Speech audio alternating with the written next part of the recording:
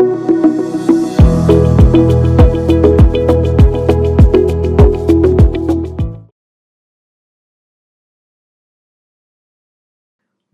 நேரம் யூடியூப் நேயர்கள் அனைவருக்கும் உங்களுடைய வெல்லஸ் குருஜியுடைய அன்பான வணக்கங்கள்.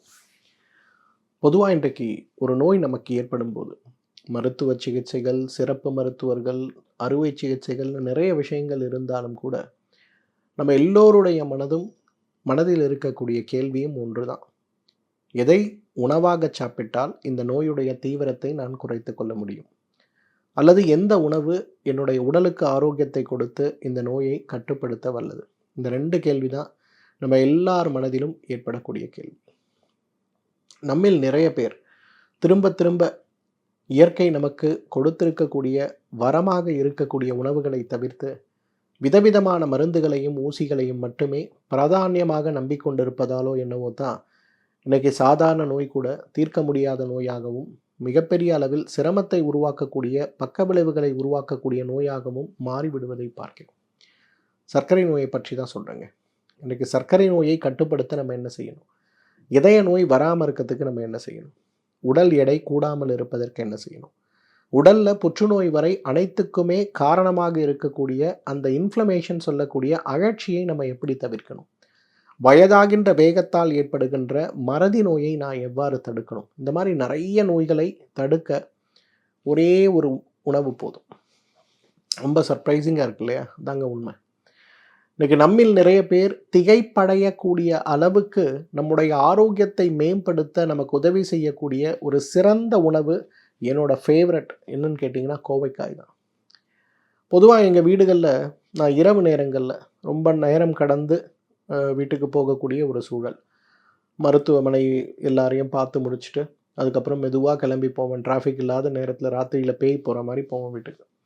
அப்போ அந்த மாதிரி நேரங்களில் போகும்போது பெரும்பாலும் எனக்கு கொடுக்கக்கூடிய உணவாக கோவைக்காய் இருக்கிறத பார்க்க முடியும்.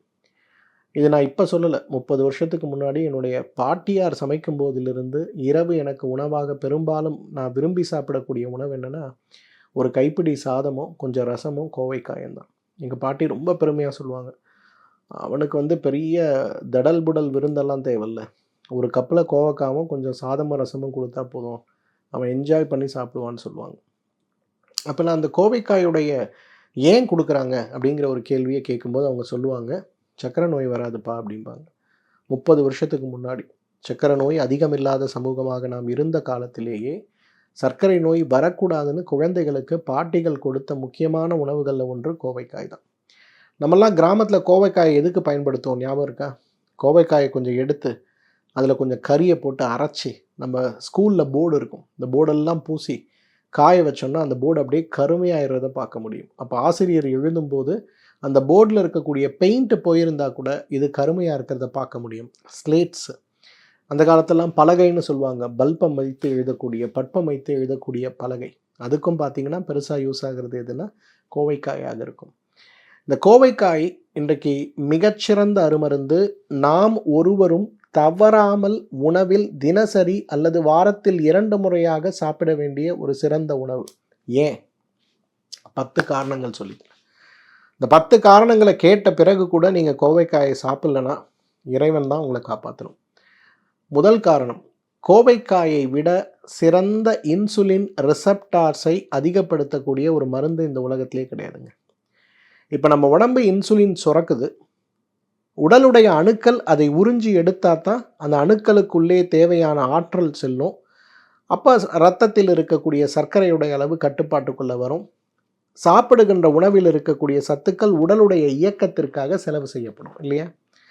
இந்த இன்சுலின் ரிசப்ஷன் சொல்லக்கூடிய இன்சுலினை கவர்ந்து இழுத்து உடலுக்குள் எடுத்துக்கொண்டு உடலை ஆரோக்கியமாக வைத்து கொள்ளக்கூடிய சிறந்த ஒரு உணவு எதுனா கோவைக்காய் தான். இன்றைக்கி இதுதான் மிகப்பெரிய சேலஞ்ச். இன்றைக்கி பெரிய பெரிய மாடர்ன் மெடிசன் ரிசர்ச் பண்ணி கொண்டிருக்கக்கூடிய எல்லா சயின்டிஸ்ட்டும் குழம்பி கொண்டிருக்கக்கூடிய ஒரு விஷயம் என்னென்னா, எப்படி இன்சுலின் ரிசப்ஷனை அதிகப்படுத்த முடியும்.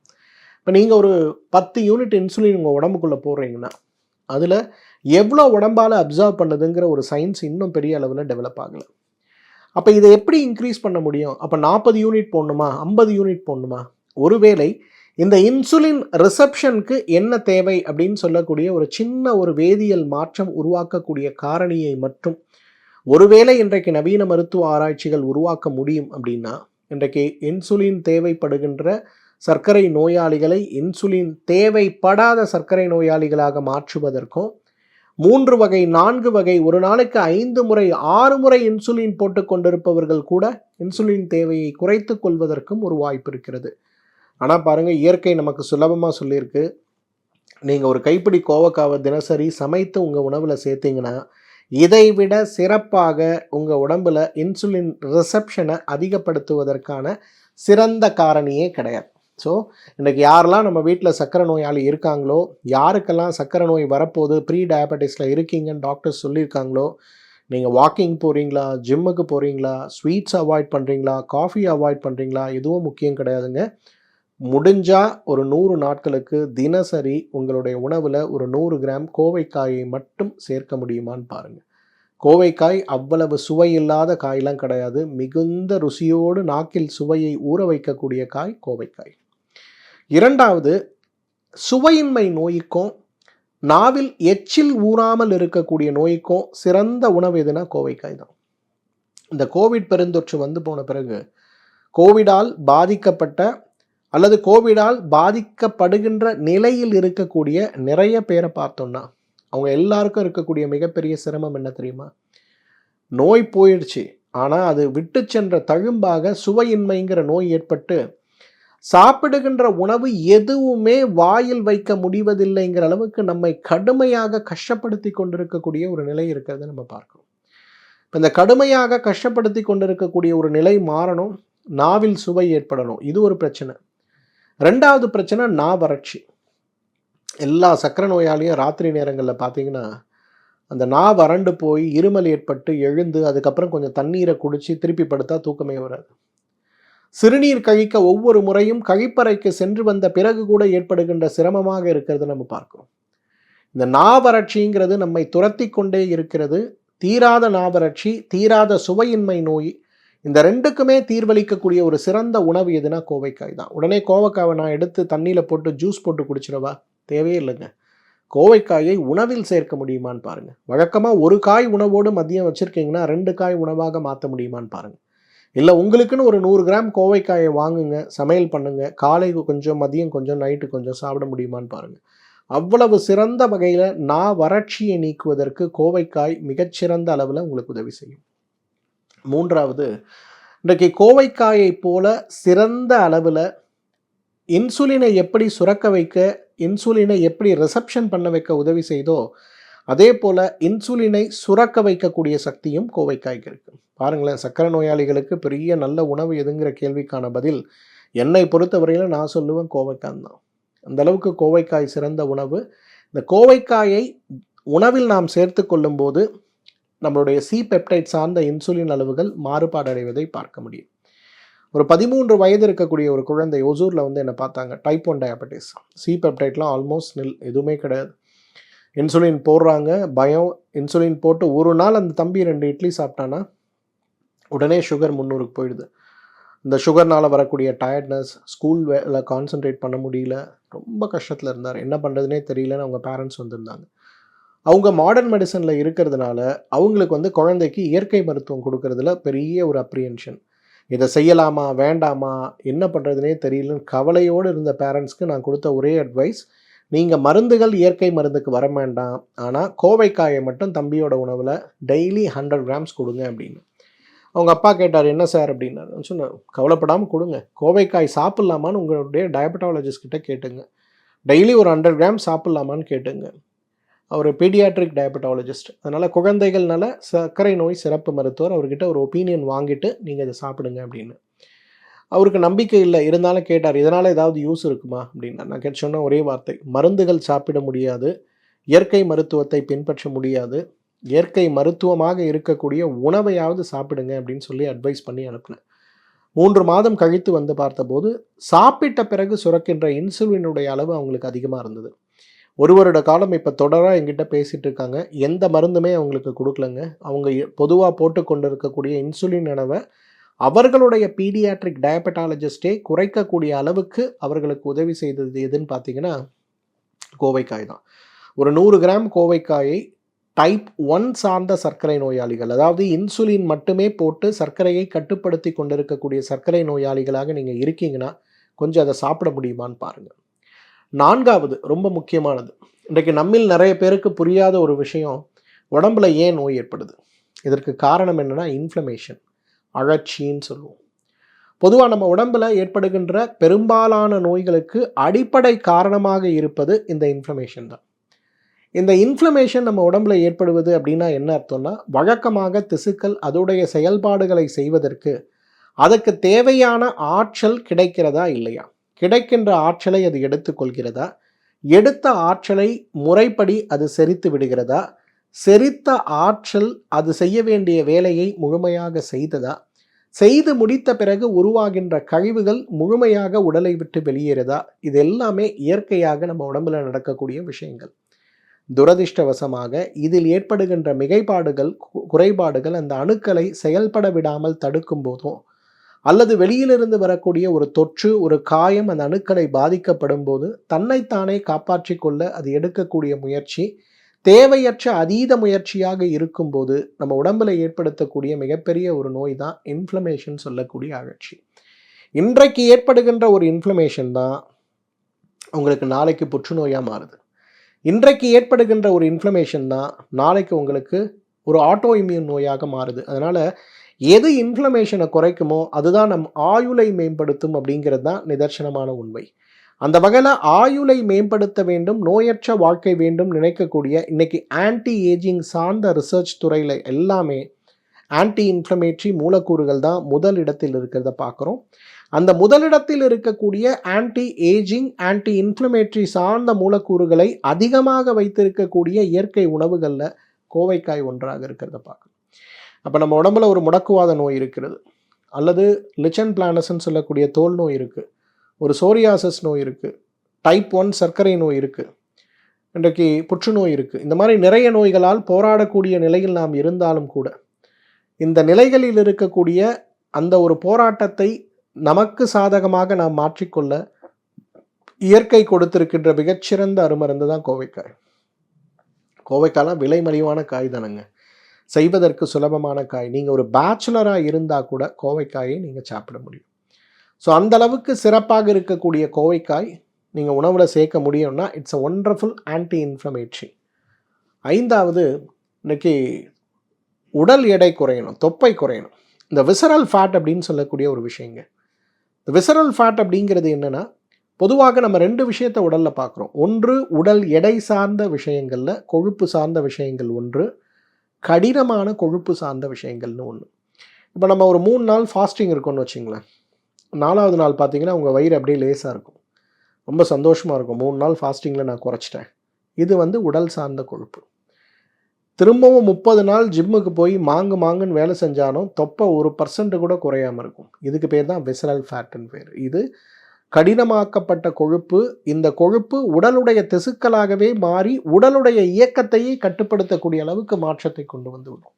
இந்த விசரல் ஃபேட் அதிகமாக தான் இன்றைக்கு புற்றுநோயுடைய தாக்கமும் சர்க்கரை நோயுடைய தாக்கமும் அதிகமாகி கொண்டே போகுது.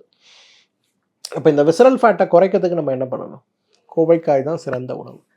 யாரெல்லாம் தொப்பை நோயோடு, விசரல் ஃபேட் வைத்திருக்கக்கூடிய தொப்பை நோயோடு போராடி கொண்டிருக்கிறீர்களோ, நீங்கள் ரொம்ப சுலபமாக செய்ய வேண்டிய ஒரே ஒரு விஷயம், நல்ல விஷயம், கோவைக்காயை 100 கிராம் உணவில் சேர்க்கிறது தான். நீங்கள் கோவைக்காயை ஒரு 100 கிராம் உணவில் சேர்த்து தொடர்ந்து சாப்பிடுகின்ற ஒரே ஒரு மாற்றத்தை மட்டும் உங்களால் செய்ய முடியும்னா மிகப்பெரிய அளவில் உங்களுடைய ஆரோக்கியம் மேம்படுவது மட்டுமல்லங்க, உங்களுடைய உடம்பே மாறி போய் விடுவதை பார்க்க முடியும். நீங்கள் ஒரு சேலஞ்ச் எடுத்துங்களேன், இன்றைக்கி உங்களோட ஒரு டேப் எடுத்துங்க, உங்களுடைய தொப்பை எப்படி இருக்குன்னு அளந்து பாருங்கள், உங்களோட இன்ச்சஸ் எப்படி இருக்குன்னு பாருங்கள். 100 days டெய்லி மத்தியானத்தில் 100 கிராம் கோவைக்காயை உணவாக சமைத்து சாப்பிடுங்க. 101வது நாள் பாருங்கள், நீங்கள் எந்த முயற்சியும் அதிகமாக எடுக்காமலேயே, எக்ஸ்ட்ரா எடுக்காமலேயே உங்களுடைய தொப்பை குறைந்து போயிருக்கிறத பார்க்க முடியும். ஸோ விசரல் ஃபேட் ரிடக்ஷன் வரும்போது கோவைக்காய் மிகச்சிறந்த மருந்து. மலச்சிக்கல், இன்றைக்கு நைட்டு படுக்கும்போது ஒரு பொடியோ ஒரு மாத்திரையோ அல்லது ஒரு மாத்திரை மாடர்ன் மெடிசனில் சொல்லக்கூடிய ஒரு சிரப்போ குடித்தா தான் காலையில் எழுந்தால் எனக்கு மோஷன் போகுது. நான் எவ்வளோ முயற்சி செய்தாலுமே எனக்கு மலச்சிக்கல் தீராத நோயாக இருக்கிறதுன்னு கவலைப்பட்டு கொண்டிருப்பவர்களுக்கும் சரி, இந்த பையன் காலையில் எழுந்தால் மோஷனே போக மாட்டேங்கிறான், டாய்லெட்குள்ளே போய் 15 நிமிஷம் 20 நிமிஷம் உட்கார்ந்து கொண்டிருக்கிறான் அப்படின்ற நிலையில் இருக்கக்கூடிய பெரியவர்களும் சரி, இன்னைக்கு எல்லாருக்கும் காலையில் எழுந்தவுடன் 5 நிமிடத்தில் வயிற்றில் இருக்கக்கூடிய கடைசி துளி கழிவு வரை வெளியேற்றக்கூடிய சிறந்த ஒரு மருந்து எதுன்னு பார்த்தீங்கன்னா கோவைக்காய் தான். இன்னைக்கு கோவைக்காயை யாரெல்லாம் வாழ்க்கையில் உணவில் அடிக்கடி சேர்க்கின்ற குடும்பமாக இருக்கிறோமோ அந்த குடும்பத்தில் யாருக்கும் பெருசாக மலச்சிக்கலே ஏற்படாது. கோவைக்காயை நன்றாக மென்று சாப்பிடுங்க, அவ்வளவு அழகாக மலம் கழிவதை பார்க்க முடியும். அது மட்டும் இல்லை, வயிற்றில் இருக்கக்கூடிய அந்த கனத்தன்மையே குறைஞ்சு போகிறத பார்க்க முடியும். 7வது வயிறு உப்புசம்ங்க. இன்னைக்கு உலகத்திலேயே மனிதனை ஆட்டி படைக்கக்கூடிய ஒரு பெரிய மனநோய் எதுன்னு பார்த்தீங்கன்னா வயிறு உப்புசம் தான். ஒரு கம்பெனியில் இருக்கக்கூடிய ஒரு பெரிய டாப் எக்ஸிக்யூட்டிவ் ஒரு லேடி 38 வயது, ஹார்வர்ட்லலாம் போய் படிச்சுட்டு வந்திருக்காங்க. இன்றைக்கி இந்தியாவில் இருக்கக்கூடிய மிகப்பெரிய பெண் தொழிலதிபர்களில், அந்த இளைய தலைமுறை தொழிலதிபர்களில் முதல் 10 பேரில் ஒருத்தராக இருக்காங்க. ரொம்ப டிப்ரெஸ்டாக வந்தாங்க என்கிட்ட. என்ன பிரச்சனை அப்படின்னு பார்த்தா, எனக்கு வயிற்றிலிருந்து வேலை நேரங்களில் நிறைய கேஸ் பிரியுது, கீழ் வழியாக கேஸ் பிரியும் போது எனக்கு ரொம்ப டெலிகேட்டாக இருக்குது, அது உருவாக்கக்கூடிய சத்தம், சமயத்தில் அது உருவாக்கக்கூடிய துர்நாற்றம், எனக்கு கார்ப்பரேட்டில் ஒர்க் பண்ண முடியல, வேலையே விட்டுடலாமான்னு பார்க்குறேன், நிறைய டாக்டர்ஸை பார்த்துட்டேன், கொலனோஸ்கோப்பி எடுத்துட்டேன், ப்ரீ போஸ்ட் ப்ரோபயாட்டிக்ஸ்ன்னு என்னென்னமோ கொடுக்குறாங்க, எல்லாத்தையும் சாப்பிட்டுட்டேன், எனக்கு ஹெல்ப்ஃபுல்லாகவே இல்லை டாக்டர், ப்ளீஸ் ஹெல்ப் மீ அப்படின்னு சொல்லி வந்திருந்தாங்க. அவங்களுக்கு 7 நாட்களுக்கு முறையாக நெய் மருந்து கொடுத்து ஒரு டீடாக்ஸ் கொடுத்துட்டு அடுத்த 48 நாட்களுக்கு நான் பரிந்துரைத்த உணவு என்ன தெரியுமா? கோவக்காய் தான். அவங்க ரொம்ப சர்ப்ரைஸ்டாக கேட்டாங்க, கோவக்காய் எனக்கு இந்த மாற்றத்தை கொடுக்குமான்னு. நான் சொன்னேன், கவலைப்படாதீங்க, எவ்வளோ விஷயங்கள் செஞ்சுட்டீங்க, இப்போ உடல் சுத்தி நம்ம பண்ணிட்டோம், இனிமேல் நீங்கள் இதை மட்டும் பண்ணுங்க அப்படின்னு சொல்லி அனுப்பிச்சேன். 30 டேஸ் கழித்து ரொம்ப ஹாப்பியாக சொன்னாங்க, 1% கூட என் வயிற்றில் கேஸே இல்லை, என்னோடய பெல்லியே சின்னதாயிடுச்சு. முன்னாடிலாம் நான் ஒரு கோட்டு போட்டு போகிறேன்னா கொஞ்சம் அட்ஜஸ்ட் பண்ணி பட்டன்லாம் போட்டு தொப்பையை மறைச்சிட்டுலாம் போவேன். இப்போல்லாம் ஒன்றுமே இல்லை, ஐ எம் ஃப்ளாட். என்னோடய குரூப் டீமே என்னை கேட்குறாங்க, திடீர்னு நீங்கள் சிக்கன் அழகாயிட்டீங்களே மேடம், என்ன காரணம்னு கேட்குறாங்க. ஒன்றுமே கிடையாது, ஒரு டீடாக்ஸ் ஃபாலோட் பை கோவைக்காய், வேறு ஒன்றுமே கிடையாது. ஸோ யாரெல்லாம் இன்றைக்கி எக்ஸிக்யூட்டிவ்ஸாக இருக்கக்கூடிய ஆண்கள் பெண்கள் பகல் நேரங்களில் உணவுக்கு பிறகு வயிற்றிலிருந்து வெறும் கேஸாக போகுதுன்னு கவலையில் இருக்கக்கூடிய ஆண்கள் பெண்கள் யார் இருக்கீங்களோ, நீங்கள் எல்லாருமே கோவைக்காயை உணவில் சேர்க்க முடியுமான்னு பாருங்கள். இந்த கேஸ் ட்ரபிள் இல்லாமல் இருக்கிறத நிச்சயமாக நம்ம பார்க்க முடியும். இன்றைக்கி ஈரல் ஆரோக்கியம் அப்படிங்கிறது ரொம்ப முக்கியம். 8வது ஈரல் ஆரோக்கியம். ஈரலுக்கு இருக்கக்கூடிய ஒரு குணம் என்ன தெரியுமா? நிறைய கழிவுகளை சுத்திகரித்து சுத்திகரித்து சுத்திகரித்து நிறைய கழிவுகளை தன்னிடத்திலே வைத்திருக்கக்கூடிய ஒரு உறுப்பாக ஈரல் இருக்கிறத பார்க்க முடியும். ஈரல் டீடாக்ஸ் ஆகிறதுக்குள்ள நேரத்தையும் நம்ம யாரும் கொடுக்கறதில்ல. ராத்திரி 11 மணிக்கு தூங்குறது, காலையில் 3 மணிக்கு 4 மணிக்கு எழுந்துக்கிறது, உடனே எழுந்து எல்லா வேலையும் செய்கிறது, தூங்குவதற்கான நேரம், தியானத்திற்கு முக்கியத்துவம் கொடுக்காமல் உடலை எவ்வளவு கசக்கி பிழிய முடியுமோ அவ்வளவு பிழிஞ்சிட்ருக்கோம் நம்ம எல்லாரும். இன்னைக்கு வேலை செய்தால் கூட பரவாயில்லைங்க, வெட்டியாக மொபைலில் ஸ்க்ரோல் பண்ணி பார்த்துட்டு இருக்கக்கூடிய வேலைகள் நம்ம உடம்பை கடுமையாக பாதிக்குது இல்லையா? அப்போ அந்த மாதிரி இருக்கக்கூடிய ஈரலை பலப்படுத்த தினசரி ஈரல் கழிவு நீக்கத்திற்கு நாம் எடுத்துக்கொள்ளக்கூடிய ஒரு சாராக கோவைக்காயை பயன்படுத்தலாம்.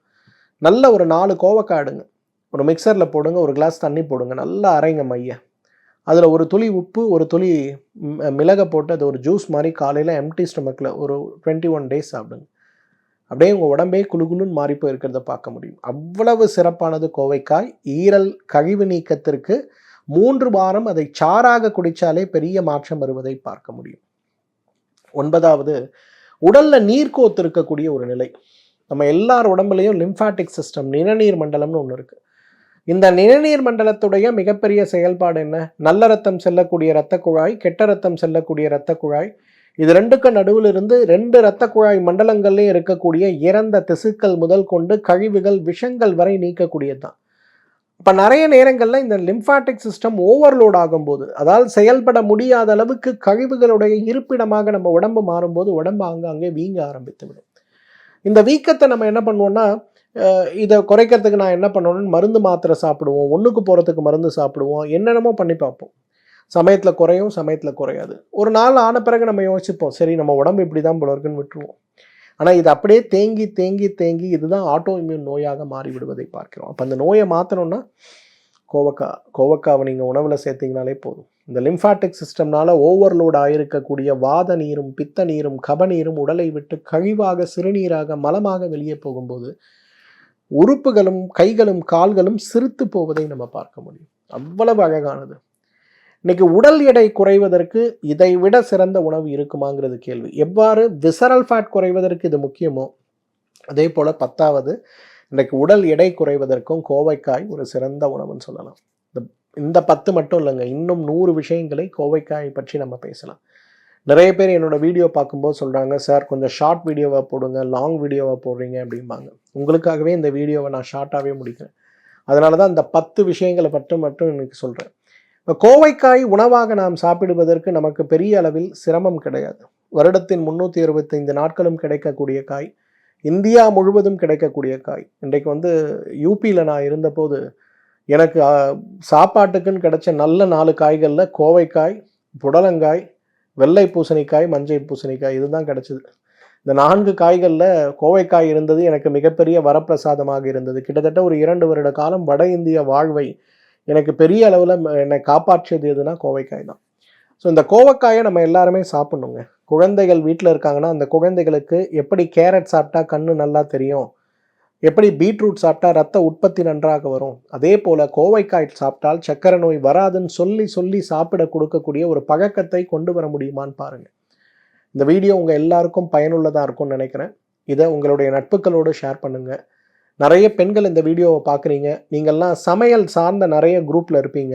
அந்த எல்லா குரூப்லேயும் இந்த வீடியோவை ஷேர் செஞ்சு ஏன் கோவைக்காயை நம்முடைய குடும்பத்தில் நம்ம அனைவருமே ஒரு விரும்பிய உணவாக சேர்க்க வேண்டும் அப்படிங்கிற ஒரு நல்ல ஒரு எண்ணத்தை அனைவரிடம் விதைக்க முடியுமான்னு பாருங்கள். வேறு ஏதாவது கோவைக்காய் சார்ந்த சந்தேகங்கள் உங்களுக்கு இருக்குன்னா என்கிட்ட அதை கேள்வியாக பகிர்ந்து கொள்ள முடியுமான்னு பாருங்கள். மீண்டும் சந்திப்போம். நன்றி, வணக்கம்.